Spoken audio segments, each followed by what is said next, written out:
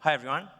Um, Leveraging Kubeflow for next-generation AI healthcare solutions. My name is Alin Spinu. I work at Roche Informatics. So there's a bit of a problem. I wanted to see it here. Yeah, I don't think this is going to work out, but let's see. I'm going to turn my head. So I work at this team called Advanced Analytics AI Platforms and Frameworks. I'm a MLOps engineering lead and technical product owner. My background comes from DevOps, platform engineering. I've been recently working with MLOps practices since 2020, but I've been riding the Kubernetes wave since 2015. So what do we do here at Roche Informatics and this team? So we're focusing on creating MLOps governance for efficient development, defining MLOps architecture, reference diagrams, helping with decision-making processes, how you adopt really the MLOps frameworks. So some examples of papers that were written here on the MLOps lifecycle. Some of the other objectives that we have is to discover the right set of frameworks and platforms to enable development. And also, sorry, this is really hard to read like this. Can I get some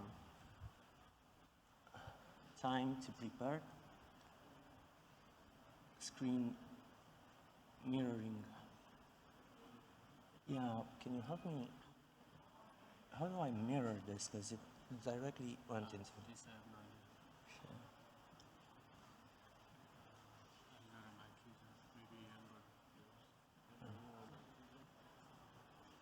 Yeah, can you help me mirror them? Because it's like impossible.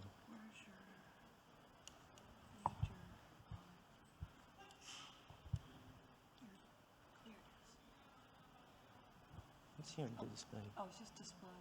Mirror, mirror, mirror. Where's mirror? Yeah, advanced. Oh,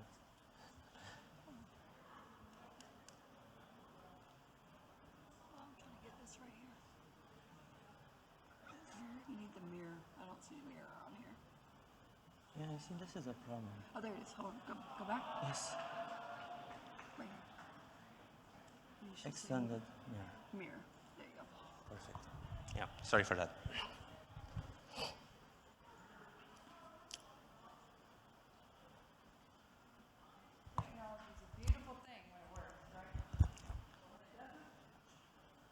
Okay, great. So diving right back in. Aside from like discovering the tools and frameworks for efficient development, we also develop the tools, which are some proprietary components that solve specific business challenges. One example would be a set of forecasting components or libraries, some MLOps SDKs around how you can work with Kubeflow, and like a quick glimpse of our MLOps lifecycle and our reference architecture for how you can actually build up a MLOps platform. So as we can see here, there are a lot of components or services into a MLOps architecture. And it seems that from the cloud native ecosystem, you can just pick these components and try to build up an MLOps platform that works for you or serves your needs. But do we really need all these services? Do you need to have them all working at the same time in the same environment to actually do these practices? Well, let's see. So what are some of the requirements for building up a platform? Let's start with reliability. I think this is the most important one. The platform needs to be consistent and provide performant operations with really high quality of service.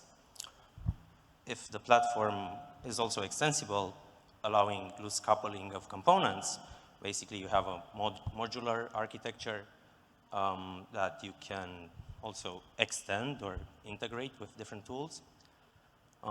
So it's important to have the platform built with well-known standards. I think in the Kubernetes arena, there's a lot of those. Also, scalability is important. You need to have like automatic scaling of services, which have to support the higher and higher demands. And the platform also needs to be efficient, so providing low cost with low maintenance, being easy to use, and being well documented. So now that we know the requirements, let's put Kubeflow to the test. So Kubeflow has the right potential. It has the right technologies and right ecosystem, and it's really become one of the main workhorses of our MLOps stack. But it doesn't come with its pain points. So we know that there's a lot of hurdles trying to maintain the manifest. The setup is not really for the faint-hearted. Updates are not without risk, and we just need to have better and better integration for profile management, new deployment patterns.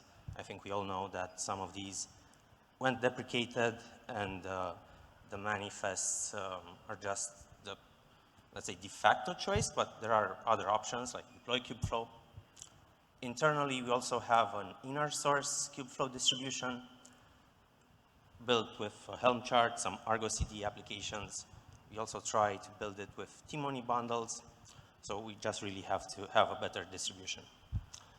So the gist about Kubeflow, is it really a one-stop shop MLOps platform? Well, let's see. The platform is dedicated to making deployments of machine learning workflows on Kubernetes simple, portable, and scalable, and it's already being used productively throughout the Roche group. For accelerating drug discovery, recommending next best actions for the patient journey, data transformation and linking, and also other finance, forecasting, NLP, customer app use cases. It's also being used to process and forecast time series analysis on a lot of models for the supply chain optimization. And an estimated 120 machine learning predictors are used by 500 users deployed thanks to Kubeflow. So I wasn't really trained as a chem informatician, so I'm going to try to keep this simple-minded.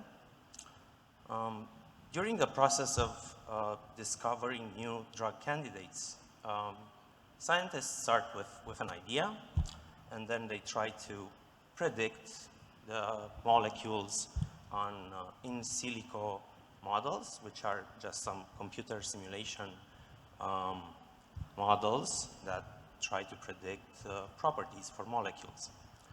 There are hundreds of properties, and there are potentially billions of molecules. So it's only maybe 2% of the chemical space which was analyzed. And you can imagine it's really hard to predict on the entirety of these. So what happened behind the scenes of trying to build a prediction engine? We actually had to come up with an MLOps service with a dedicated platform team and a dedicated data science team, which are building pipelines to manage the lifecycle of the model. There's automatic retraining on either data or code changes. We need to serve more than 100 predictor endpoints, and the whole platform needs to be needs to have low latency and to be able to scale up on peak demands. So some of the achievements are in the inference performance metrics. We were able to build this prediction engine with 100% success rate for more than 1 million predictions per minute. The latency is about like 25 milliseconds per molecule. And the significance of this is actually we were able to meet the demands of this modern drug discovery system using mostly open source tools. Knative, I think everybody knows Knative. and how simple it is to deploy an inference service. There's lots of configuration options. The architecture is really good based on Knative pod autoscaler. You can build up different scaling patterns for these predictors. As we can see here in this diagram, Knative already has a robust architecture where you have independent scaling of the activator service and independent scaling of the revisions. So I'm running out of time, but I think we need to take into account the technical details here. Okay, going to an MLOps skateboard. So what is an MLOps skateboard?